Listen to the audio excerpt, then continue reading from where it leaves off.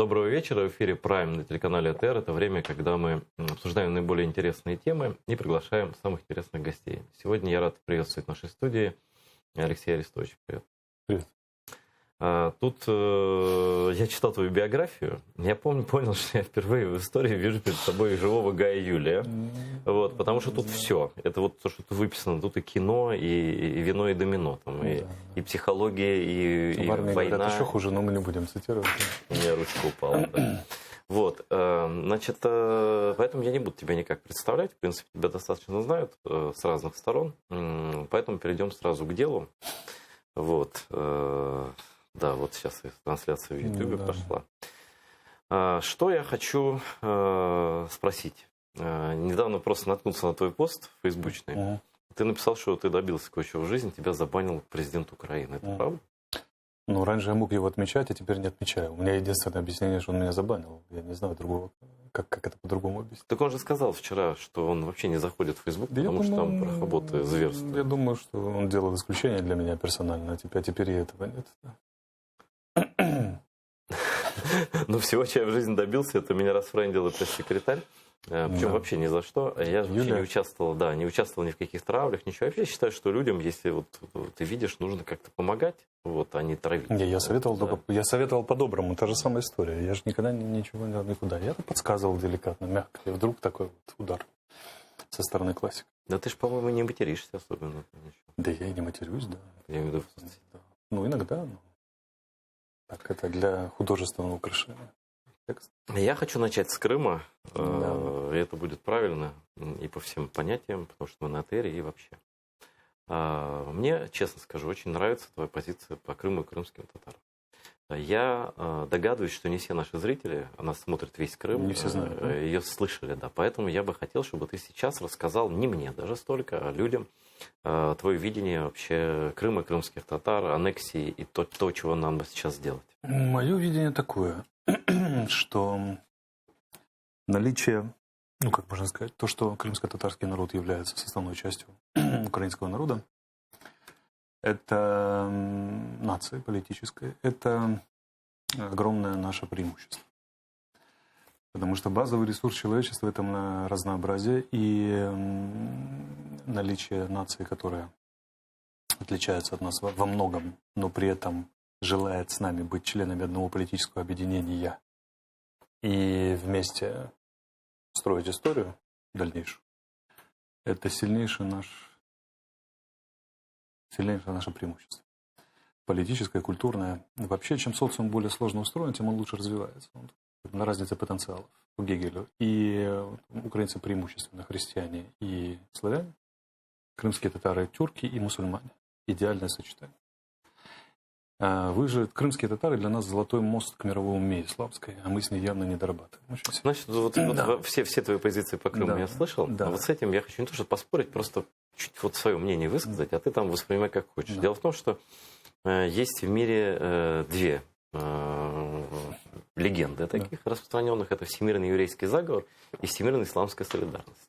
Я не считаю, что есть солидарность. Я считаю, что можно работать через крымских татар, начиная с Турции, где каждый 12-й крымский татарин, говорят. Из 70 миллионов 6-8. Да. Турки, конечно. Но тем не менее. На остальной исламский мир нас никогда не поддерживал. Дело не в поддержке. Дело в работе через. Да, это если ее грамотно выстроить, это не значит, что мы пришли, попросили и сразу все исполнилось. Нет. Но есть мост, через который можно строить. Ну, в принципе, да, как шанс. Да, конечно, как шанс. Это как шанс. Это не как данность, которая вот тут лежит, а мы ее не пользуем. Грубо говоря. Это есть куда рассуждать. Да, тут надо у нас же такие Украины шансы. Поэтому каждый шанс должен быть использован. А второе, я считаю, что единственная гарантия от того, чтобы сберечь Крым от захвата, это отдать его татарам. А ты помнишь, конечно, помнишь, тем более ты с армией связан, как в 2012 году, по-моему, даже чуть ли не в 2013 году, мне просто люди говорили, военные. Доктрина была такая, Украины, но и в головах у людей тоже это сидело, что, значит, совместные учения были с русским флотом в Крыму по ликвидации баз Аль-Каиды в горах Крыма, состоящей Аль-Каиды из крымских татар. Ну, при Януковиче всякое могло быть. Сценарий же навязывали россияне. Поэтому... Но еще... Министр обороны гражданин России. Да, понятно. Но еще одна легенда, которая, мне кажется, еще Екатерина II ее внедрила в голову специально, чтобы выставить нас ненужными, там, лишними и так далее, что мы, значит, агенты Турции, Османской империи тогда, сейчас Турция. Это все повторяется уже это 2,5 века, да? Что мечта крымских татар это обязательно присоединить Крым к Турции. Конечно, украинские националисты очень любят эту легенду повторять, не понимая, что они толкуют российские нарративы. Я недавно, знаешь, сидел с одним таким, ну, представителем, скажем, человеком, который называет себя действительно националистом и считается так, да? Я всех не имею в виду, потому что у нас это не институализировано хорошо, не четко прописано, но были такие, да. И к национализму украинскому я отношусь хорошо, потому что национализм защита. Это не национализм нападения, как Маркс говорил, разные вещи. Да? Защищающиеся нации, значит, нации нападающие. Но один человек, который так вот себя относит, он мне в эфире сказал: Айдер, ну ведь это же ваша, ну давай честно уже скажи, это же ваша мечта присоединиться к Турции. Конечно. Я говорю, а ты откуда сам? Он говорит, я из Галичины, я львовянин. Я говорю, ну это же ваша мечта присоединиться к России. Он так посмотрел на меня. Да, к России. К России, да. Я сказал, а зачем? Он сказал так вот. Я поймал его просто на противоходе. Я говорю, ну как, язык похожий. Ну сколько там украинцев живет. Раствориться можно за одно поколение. Те же самые аргументы. Да. Но вот как-то не доходит. Вот только не объясняешь, потому что ты сказал про украинскую нацию и про крымский татар идеальный симбиоз вот в одном государстве, потому что мы друг друга не ассимилируем. Да. Мы друг друга не вытесняем, мы не боремся и не пытаемся рассказать, что мы старшие братья, младшие братья, там, сестры там, по каким-то вещам, как нам брали русские. Тут... Как это? Парни-то они ничего, но у некоторой эстетическая недоразвитость, цитируя Леонида Быкова. Про кого? Про националистов.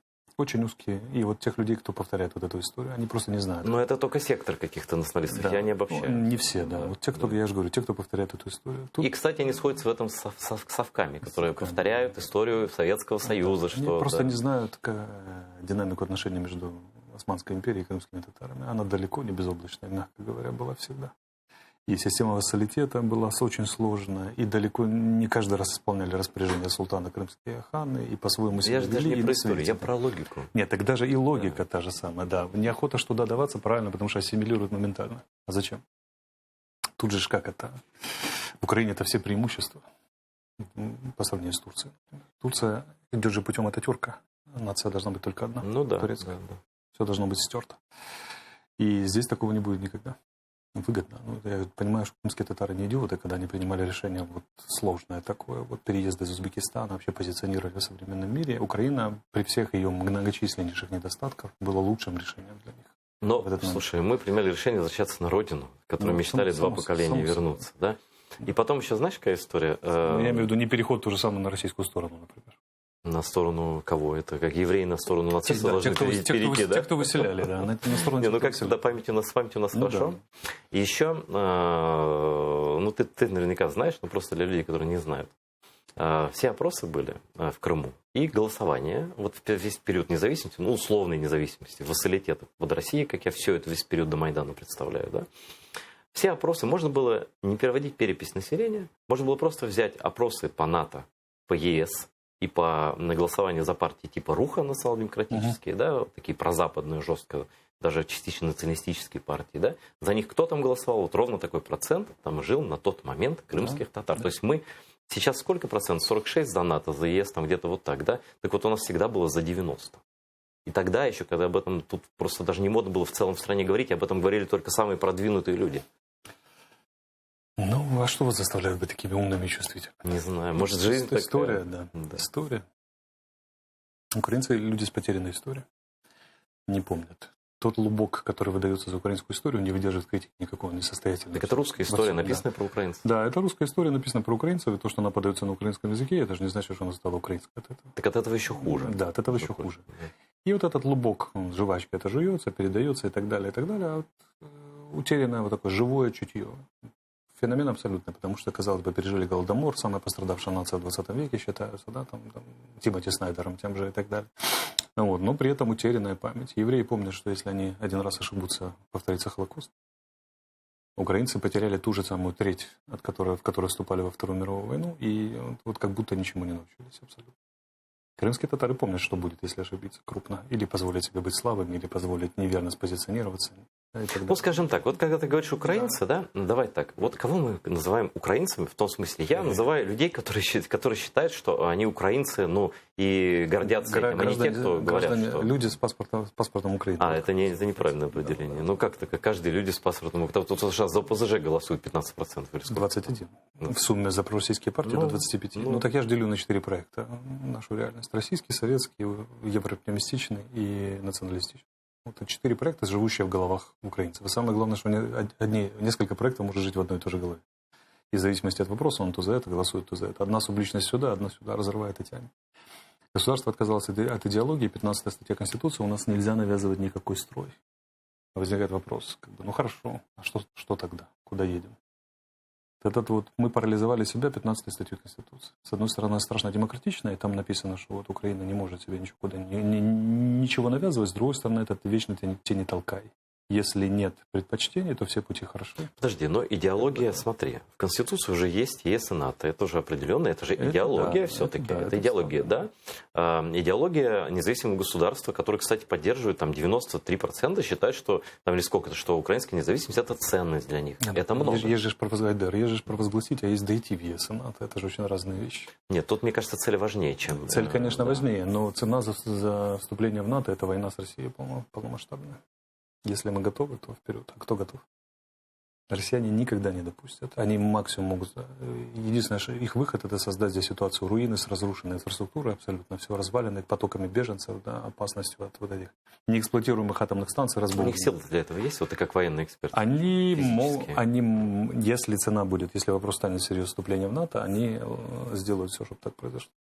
Ну, главное, чтобы к тому моменту, а он не завтра случится, от этой страны остались рожки. Да. Поскольку мы себя добиваем сами очень тщательно, то как бы тут может два графика сойтись. Их готовность и наше добивание. В какой-то момент они могут схлопнуться.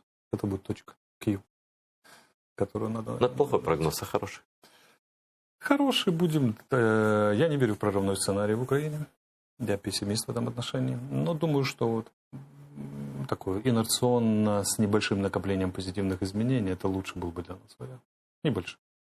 Но вопрос, как это проедание инфраструктуры и всего остального экономики будет ли оно медленнее, чем накопление позитивных изменений? Ну смотри, в любой стране любая и политическая ситуация, экономическая, исторические, там любые процессы, они нелинейные, да?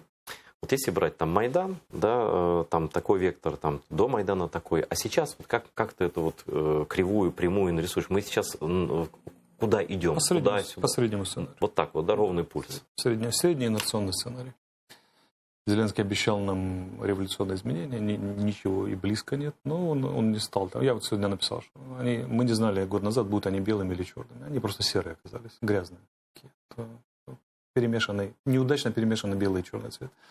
С одной стороны, у них бывшие регионалы, там Портнов лютует, с другой стороны, есть такой адекватный человек, как Резников, например. Который... Что у них во фракции? У меня тут приходят люди из фракции «Слуга народа», абсолютно патриотичные люди, там просто бандеровцы какие-то. Да, есть и такое, безусловно, но вот мы едем срединным таким путем. Но это потому что потому что Зеленский заложник своего обещания мира, благоденствия, учтения всех интересов. Он избегает всех вопросов, конфликтных, которые могут вызвать серьезные. Вот по Бандере, например, был вопрос, да, в этом интервью «Украинской правды». Да. И я, знаешь, грешно делать, я-то понимаю, что он иначе не мог ответить. Вот его можно за это ругать, но как бы это перестать быть собой. Как он мог ответить? Честно ответил. Да. Он честно не связано, но честно. Да? Криворусский ватник, мягкий такой. Все же понятно по психотипу. Что ты его так обзываешь? Зачем? Почему я обзываю? Это ярлык какой-то. Как ярлык? Он по психотипу.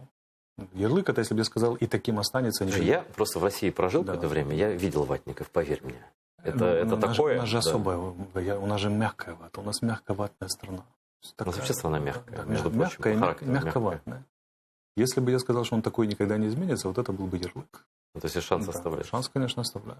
Кем он может стать, Зеленский, в итоге политической эволюции? Может стать, например, может крупно обидеться и начать делать решительные шаги в любом направлении. Я его обзываю ватником, он возьмет, обидится и начнет решительно действовать. Против себя? Может быть такое. Это неважно, против меня или в стране, неважно. Главное, чтобы он начал действовать. Проблема в том, что я люблю цитировать здесь Апокалипсис. Вы не мягкие, ты не горячий, не холодный, ты теплый. Господь таких не любит. Он теплый. Теплая, мягкая вата. И проблема в том, что президент воюющей страны, который проходит библейский разлом своей истории, транзитная страна в транзитный период своей истории, у тебя куча головника, но надо уже начинать принимать решения, а не кашу развязывать. У меня ощущение, что решение принимает его круг, ему формируют. Слушай, там круг какой? Вот какой из кругов? Там есть Кулеба, например, там есть Ермак, да, там есть военные. Сочетание там, и во взаимодействии, что называется. На него влияет пророссийская фракция прямо от Кремля, который условный Ермак возглавляет. Я не говорю, что Ермак уверен, персона, условный Ермак. Фракция, ты имеешь в виду Верховный Рад, ты имеешь в виду фракция окружения? Фракция окружения. Сегмент такой, да. Есть фракция от беглецов. Портнов и компания, вот бывший Янукович, сбежавший. Ну, какие-то вообще прибитые. Я вот послушаю, что пишет этот человек. Они могут только его, знаешь, только под подножку подставить своими этими идеями. Так они и хотят ему подставить подножку. Безусловно. Да. Они его готовят на заклание, как барашку. Есть там, например, молодые пронатовские, проесовские, проевропейские, там обученные в американских университетах, комсомольцы их называют, Брюсселя такие вот. Есть там, например, группа, близкая к американскому посольству, на него влияет. Есть группа там реальных идеалистов-реформаторов, которые честно хотят изменить революционный прорыв. И весь этот конгломерат формирует ему сознание. Так, по идее, там драки должны быть постоянно. Я ничего об этом не слышал. Ну, как драки? Куда делся Богдан? Слушай, Богдан, мне кажется, это что-то личное. Непоколебимый. Потому что Богдан — это первый человек, который поверил в звезду Зеленского политически. Первый. Но такие всегда отпадают. Это было сначала. Я так понял, по принципу ракетоносителя. Ну, конечно. Ну, это всегда. Ну, кто был рядом с самого начала, тот по всем пунктам должен уйти. Еще в мягкой форме он ушел, как бы. Ну, в мягкой форме, да. И мы знаем закон железный, как это прихода к власти, что первые должны пострадать те, кто тебя привел к власти. Иначе это не политика. Но Зеленский не может сделать главное. Он не может создать альтернативный источник информирования. То есть тут же волевые усилия нужны. Как для когда мыслишь, в мышлении же рационально. То есть источник, смотри, ты говоришь, сегментов много, но источник один. То есть один сегмент более сегмент, чем источники другие. Разные. Почему? Очень разные. Америка, Европа, Штаты. Тогда, по твоей логике, есть альтернативный источник информации. Нет, должен быть источник альтернативной информации. Не. Как это? Он не может, тут же момент какой. Мышление — это в первую очередь волевой процесс, а потом рациональный. Чтобы рацию включить, надо освободить площадку для мышления. Сделать так, чтобы на тебя никто не воздействовал. Они просчитали его две главные черты. Он не любит конфликтовать.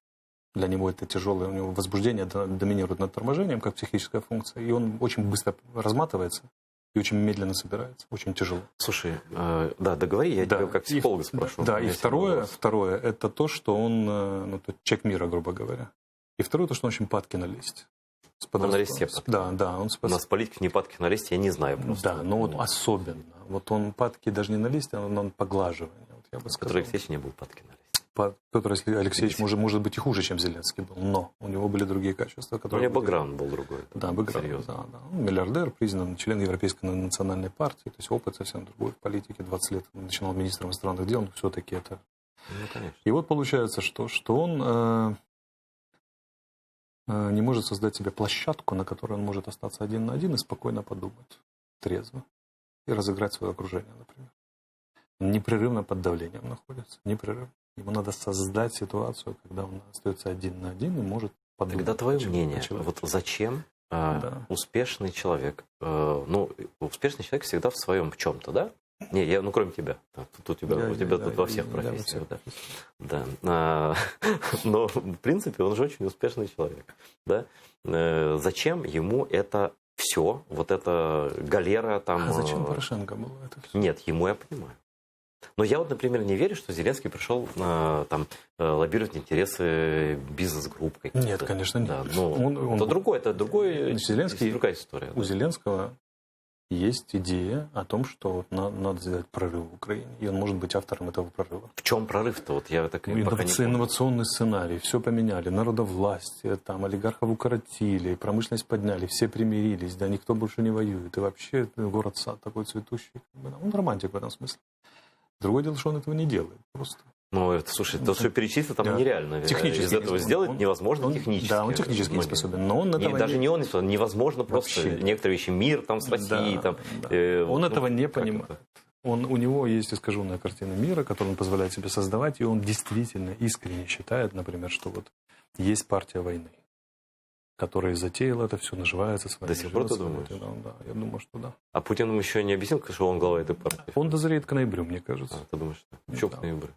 Это же будет как это год, как он дал год, который он дал себе для того, чтобы посмотреть Путину в глаза. После первой нормандской встречи. Он 18 ноября или когда они встречались в Париже, вот у него будет год. А помнишь, кто автор фразы? Да. Я посмотрел Путину в глаза, увидел душу. Да, Джордж Буш-младший. Любители посмотреть. Посмотреть в глаза. Да. Да. И Джордж Буш-младший оказался последним военным президентом США, служившим. И последним вменяемым. Потому что после этого были Обама и Трамп. Да, я как психологу тебе хочу спросить, даже лекции читаешь по психологии. Вообще я не люблю психологов, особенно психологинь. Я терпеть их не могу, поэтому я не психолог, я человек, который увлекается психологией. Вот так. Отмазался. Ну ладно, хорошо. Да. Но вопрос такой. Я, когда была еще первая большая вот эта пресс-марафон Зеленского, когда он совершенно искренне пахал на ответы, я не буду их оценивать, да, и вот сейчас пресс-конференция была, но первая вообще была, на мой взгляд, и вот это интервью «Украинской правды». Мое личное мнение, что он, я тогда еще написал, когда первое это все было, это большая ошибка раскрывать себя как личность полностью, потому что в ФСБ сидят люди, которые считывают твою личность. Они составляют просто график слабых мест. Например, да, там, да, вот ты за этого боишься, за это ты переживаешь, здесь ты расстраиваешься от этого и так далее. По-моему, вот в интервью УП Владимир Зеленский сказал, что он очень боится свою семью, так? За семью. За семью, да. Ну, слушай, по-человечески это правильно, но говорить таких вещей нельзя, потому что противник смотрит, он может как-то давить. Ну, грубо говоря, кто-то может пугать, допустим, что Путин там охотится на твою семью. Ну, условно. Это же слабое место. То есть ты, как психологически, это моя версия, скажи, если я не прав. Ты гость, ты говоришь, да? Айдар, ты становишься уязвимым. Он несостоятелен профессионально в этом отношении. Он не понимает, что такое национальная безопасность, и что он как лицо, глава государства, имеющий 4 или 3 статьи Конституции, я не помню точно, то есть непередаваемых обязанностей, которые никому невозможно передать. Только президент их может выполнять. Он является стержнем этой национальной безопасности. Значит, все угрозы национальной безопасности касаются лично его и его семьи. Он вот этого понять не может.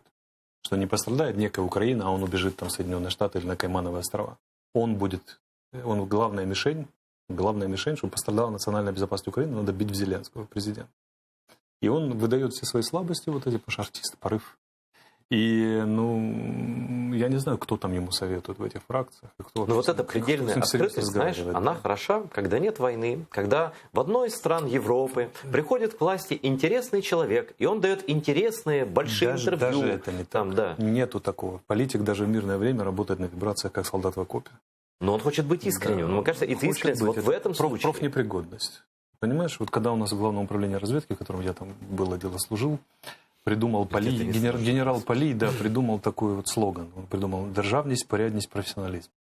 А я прихожу к командованию и говорю, что это противоречивый слоган. Ну какая порядочность у разведчиков?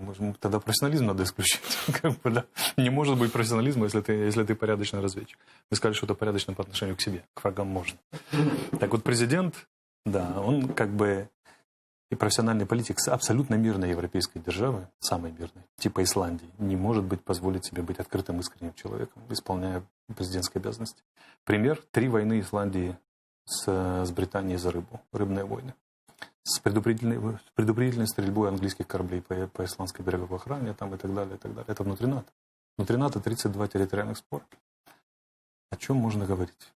О чем можно говорить? Он просто не понимает, куда он сунулся. Вот он хороший человек, который не понимает, куда Хорошо, он сунулся. По психотипу, вот опять психологическую твою тему продолжаю. Кто такой наш президент? Действительно, мы обсуждаем его не потому, что мы какой-то культ личности создаем или там нам навязывают это. Просто выборы стались так, что на нем действительно все подвешено как на гвозде. Потому что это политическая система Украины такая, что не висит все на президенте. Да. Все говорят про парламентскую республику, и каждый год значимость президента увеличивается значение. А почему? Потому что на самом деле наша природа – это президентская республика. И когда говорят про парламентскую, они просто не видят, что это самое. Мы же Киевская Русь, в буквальном смысле этого слова. Буквально воспроизводим эту систему. Князь с дружины в детинце сидит, правильно. Есть ремесленники, читай, айтишники. Есть купцы, которые тогда рабами торговали, сейчас торгуют лесом. То же самое, лес, меха, там, янтарь и так далее, и так далее. Периодически, да. И есть региональные обороны, с которыми надо держать более-менее систему отношений. Плохо себя ведешь, порвали на соснах. Хорошо себя ведешь, можно золотишком дорожить. Кого тут когда рвали на соснах? Игоря.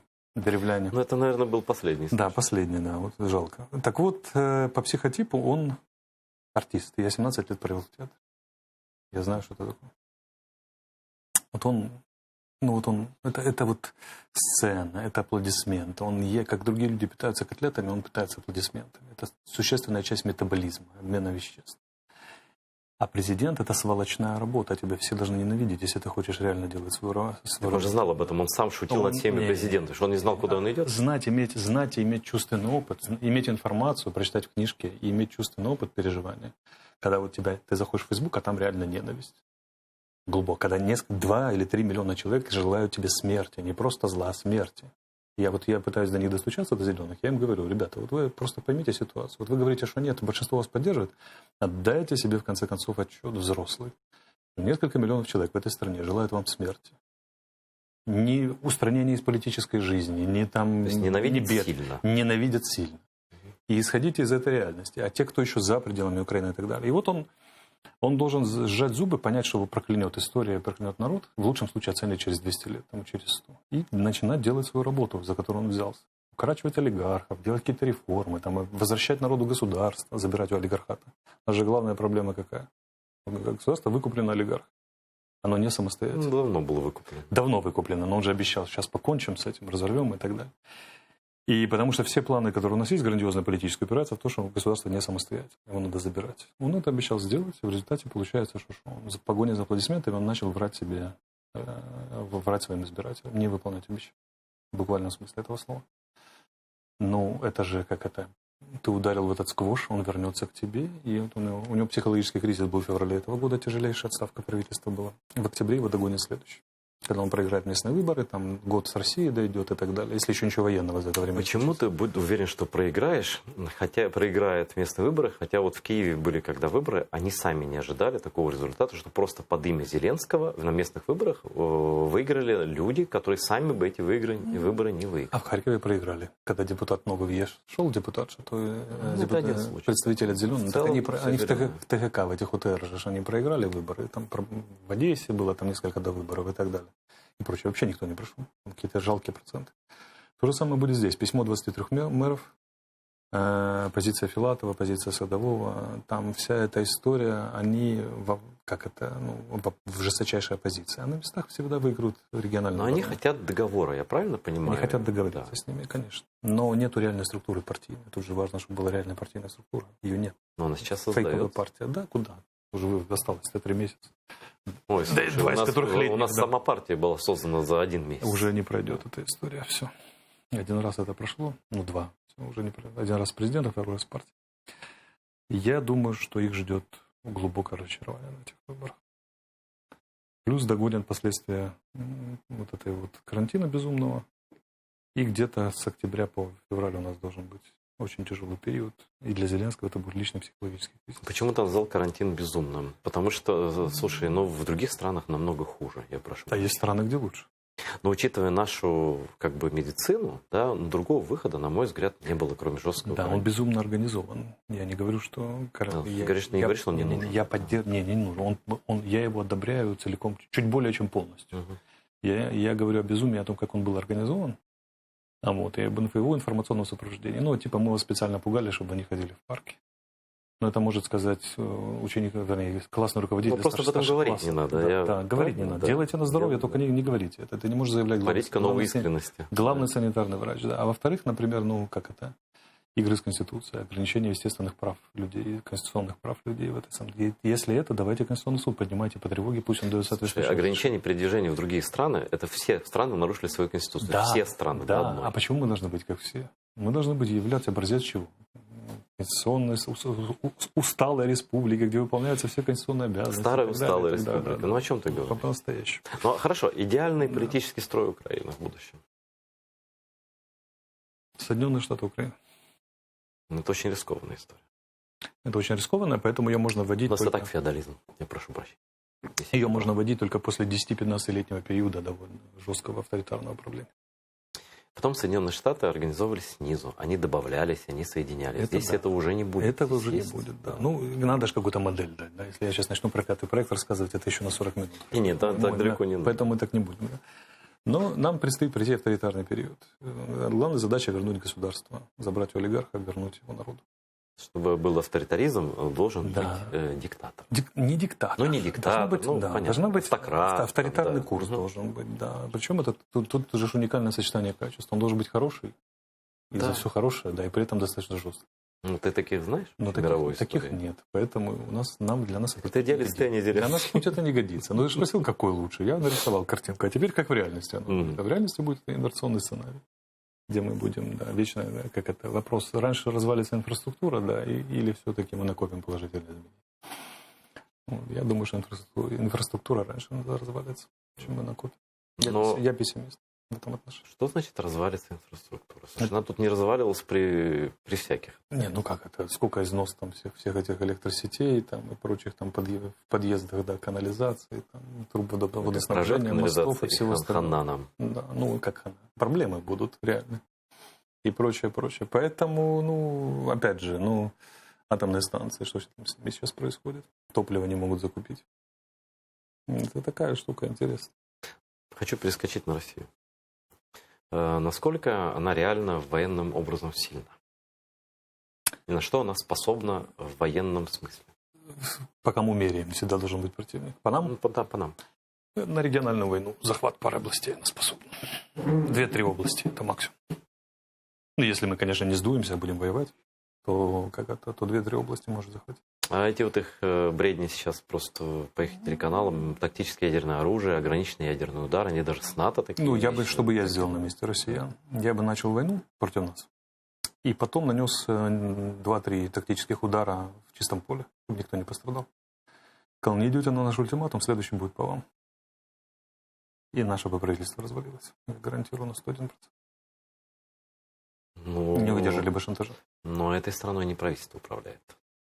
Ну, партизаны будут воевать. В этом наша надежда. Армия будет частично воевать, частично будет, частично нет. Поэтому это не проканает. Но как ультиматум это очень сильная история. И пока Запад будет сопли жевать, я думаю, что очень сильно может проканать на уровне принятия формальных соглашений, например, формального ультиматума. А дальше партизанам придется отвоевывать уже не только у России, но и собственного правительства, которое это все подписало. Ну, виши такое, да? Ну, виши, да. Смотри, но тогда возникает вопрос. В принципе, у него довольно много времени было у Путина, чтобы начать реализовывать этот проект. 2, 3, 4, 5, 6, 8 областей. Их мечта – это все южное побережье Черного. Они были не готовы тогда абсолютно. Ну, а так если тогда не готовы, почему ты говоришь, что сейчас? Потому что сейчас сформировалась инфраструктура на наших границах. То есть они создали реальные инструменты. Как бы 2 армии стоит, готовность к применению. И это совсем другая история, чем они в палатках стояли на наших границах, и типа грозили там издалека нам, но иногда стреляли по нашему сектору. Да, То есть сейчас их войска на периметре границ? Они создали группировку, которая нацелена на Украину. Но у нас же то же самое.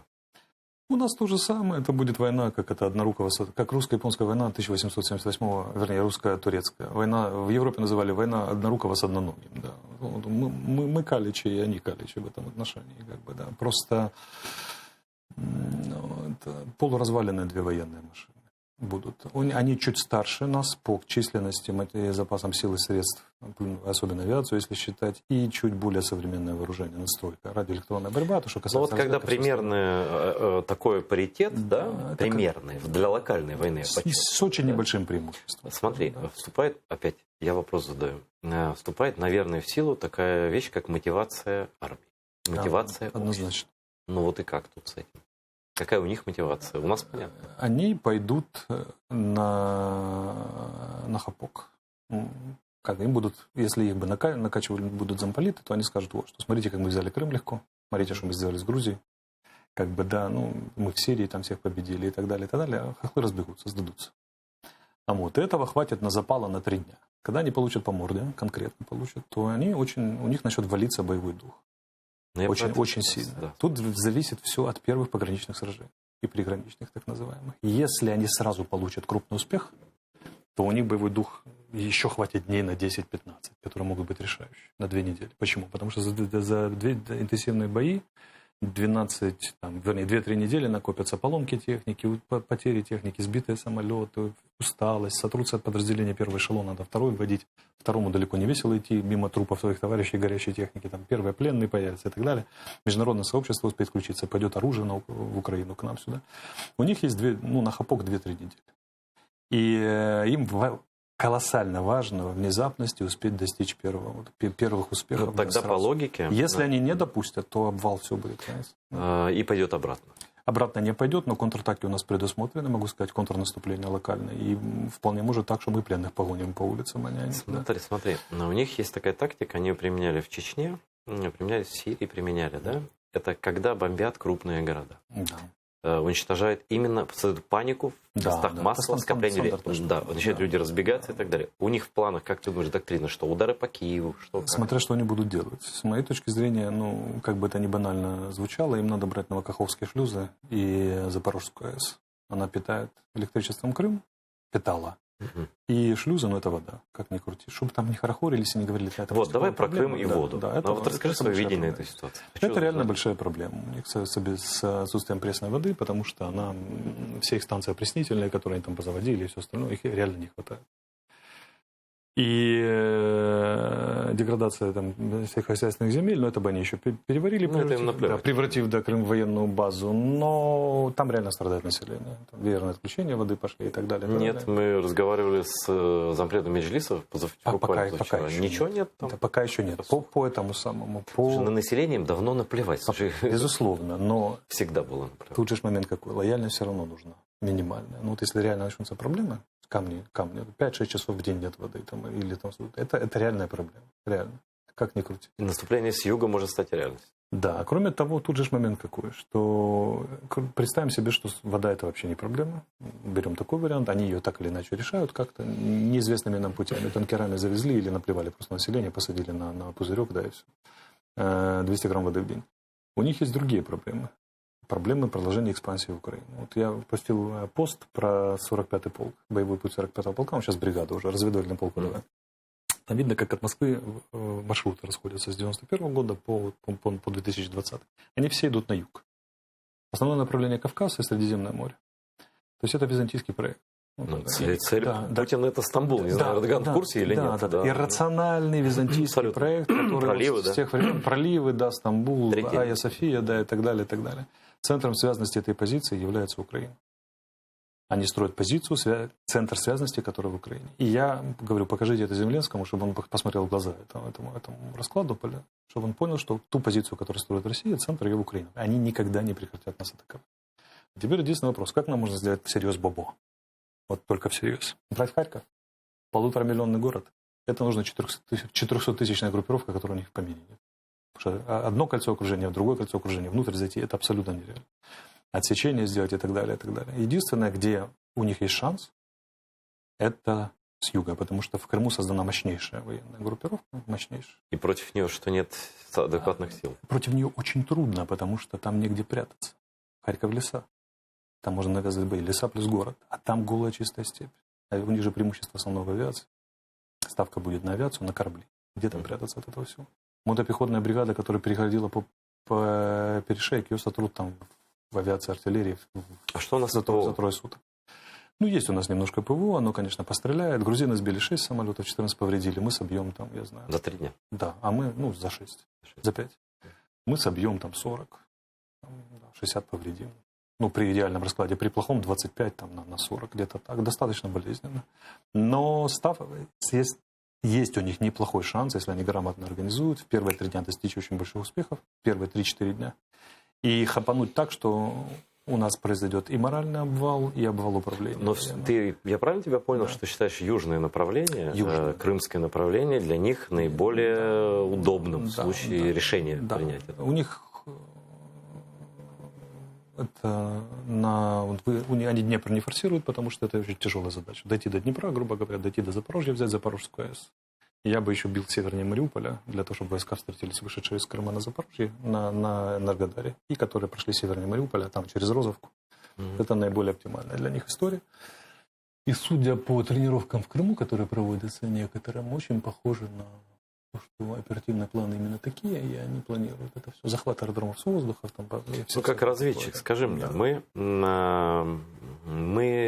сможем узнать об их планах реально, заранее? Конечно. Или же Блицкриг все-таки возможно? Конечно, и Резников недавно заявил, что мы готовы к отражению. То есть их прямо предупредили. Он бы никогда не позволил себе такое заявление, вице-премьер, если бы не было реальной угрозы. Мы сможем узнать заранее, да, и я так понимаю, что даже у Зеленского найдется там, от безвыходной ситуации он будет применять вооруженные силы согласно плану отражения. То есть в этом смысле я не боюсь. Тут вопрос скорее адекватности действий нашего руководства военного. А вот за это я боюсь. Оно похужело качество военного руководства, на твой взгляд? Вот мне тоже ветераны говорят, которые воевали сейчас в армии. Да. А с чем связано? Так персонали. Как это? Последний бой Хомчака где был? В Иловайске?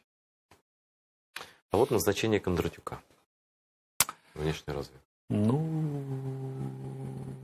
Как прокомментировать? Да.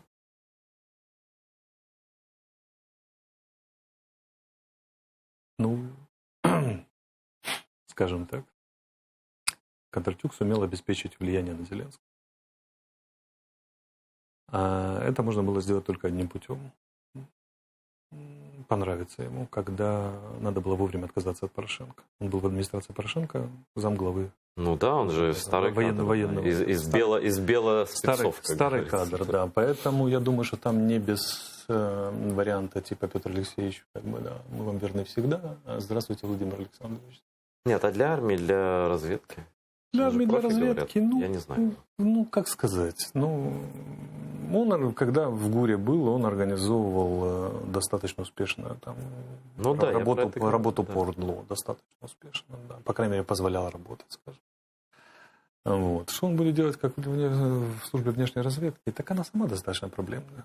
У них очень сильные технические возможности по взлому почты, просмотру вот этой всей электронной требухи. Да, там сосредоточены мощности, американцы часть передали. Я думаю, что он в этом качестве нужен Зеленскому. Почту смотреть политических соперников. Тут же внешняя разведка. Бывает всякое. Вернемся к Крыму. У нас последняя часть программы. Каким ты видишь не вот этот момент, когда негативный сценарий, каким ты видишь другой сценарий возможный возвращения Крыма? Когда ладно. Как, при каких обстоятельствах, в каком качестве Крым вернется в Украину? Только если Россия начнет рушиться внутрь себя сама. Как башня обрушивается. Там вариант какой. Путин умер, или устранили от власти, пришли к власти фашисты, против них выступили либералы. Волнение региональное. Да. Либералы, национальные республики, волнения по краям. И так далее, и так далее. Грубо говоря, ситуация, когда связанность с Крымом будет очень тяжело обеспечить.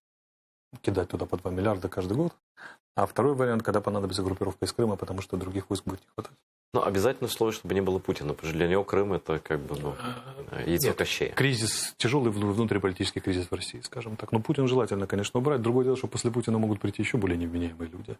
Но все равно борьба за власть обострится, потому что либеральное крыло в России тоже очень мощное. Мощное, реально. Либеральное крыло? Да, конечно.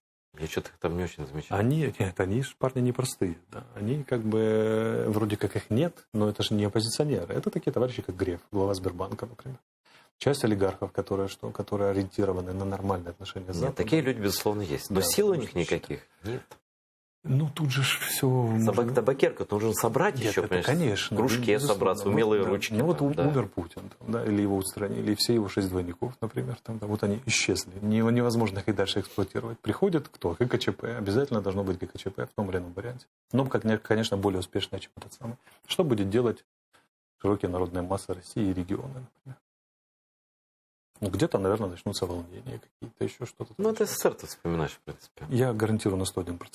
Потому что история с Дальним Востоком, когда люди возмущались, карантинные все Нет, ненависти в регионах и в нацреспубликах полно. Хватает. Кабардино-Балкария, Кавказ тоже не Кавказ, и так далее. Неизвестно, как Кадыров себя поведет и как поведет себя ГКЧП в отношении Кадырова.